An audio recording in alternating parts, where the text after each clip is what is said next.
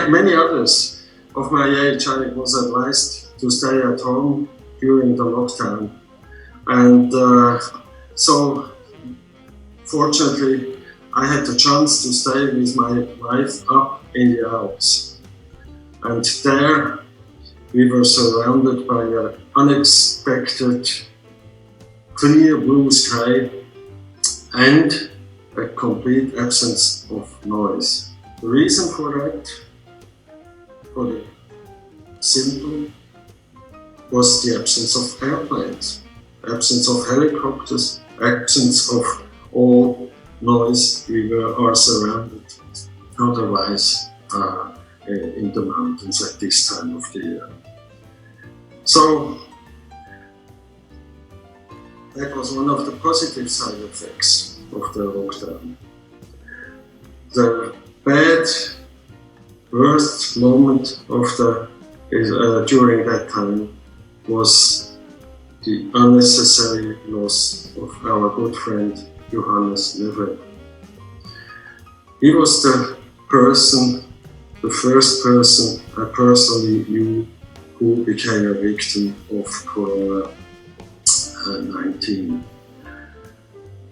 Together, we have joined for more than 20 years the ADCE Club of Europe as board members, and so we became good friends. I still can't believe that he will not be around for the next board.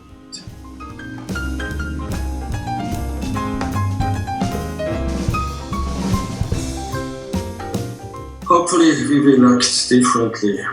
What I hate is people saying, let's go back to normal, let's go back to where we have been before, and behaving like everything was great and perfect before the crisis. I think we should use the crisis now as a lesson to come up with new great ideas for a new kind of future, which is not repeating the past. A beginning where other values become more relevant than the one before the crisis.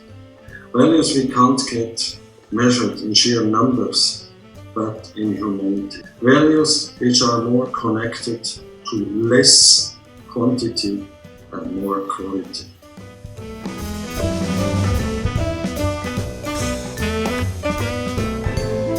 Yes, I believe that we should use the crisis as a creative springboard. Let's use all our creativity to come up with new ideas based on our experiences we have made during the last months.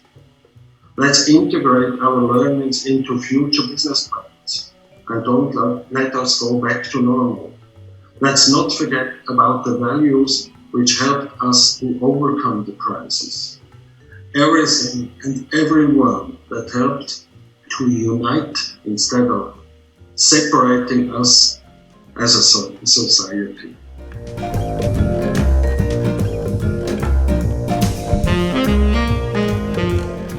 I think remote working works for some more than for others, but definitely not for myself.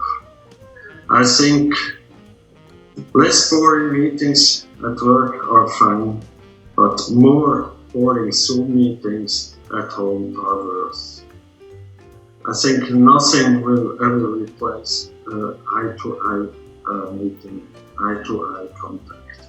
I think you can't run a company by Skype or Zoom or any mobile devices or whatever. I think you have to run it in person, working, collaborating with your colleagues, meeting the clients. At the Basel Zoo in Switzerland, they discovered that during the lockdown, the monkeys got depressed and bored. So, one time, a painter entered the visitor hall and started to do some repair work. And then, when the monkeys discovered him, they really freaked out. They surrounded him watch it in constantly for the whole time. Based on that experience, the zoo organized a big screen, placed it in front of the monkeys, and showed them visitors looking at them, in the hope that the monkeys will get less bored and less depressed. The result, not one paid any attention to the screen. This, I think, proves that nothing can replace a real physical eye-to-eye meeting.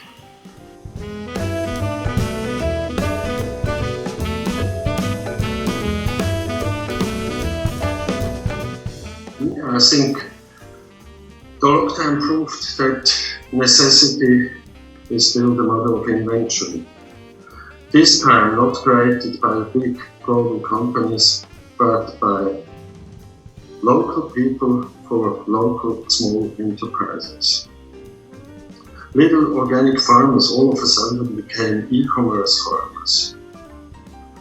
Students created networks for the elderly. Neighbors who haven't talked to each other for months started to collaborate with each other again to manage their daily life. Empty hotels all of a sudden started to offer their rooms to the ones in need as home office space. And artists played in front of retirement homes. Even people started to cook meals based on their leftovers, inspired by cooks online. So that was a great lesson in avoiding food waste. So instead of separating the crisis, I think it did unite us as humans.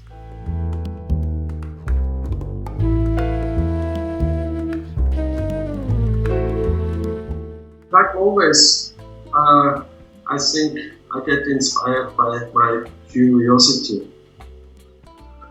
Curiosity about people, about what they think, about how they behave.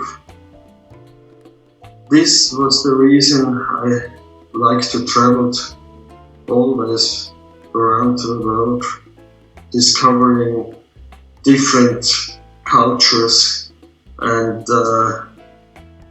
especially the diversity of us humans. The insights became often a great inspiration,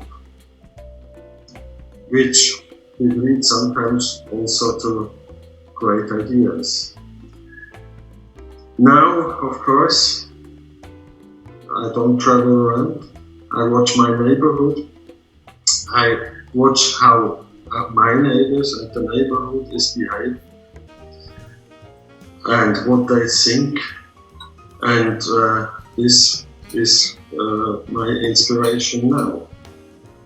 And who knows, sometimes we can think back and it's probably helpful to come up with some other ideas, new ideas.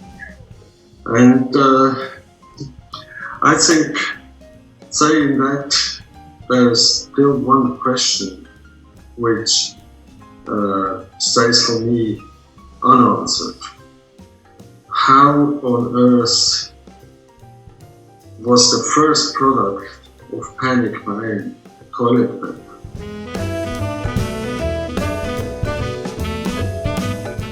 Yeah, I think the Art Directors Club of Europe, I believe, is more than ever also a springboard for local solutions based on local insights to solve global problems. Like, for example, now the problem of discrimination.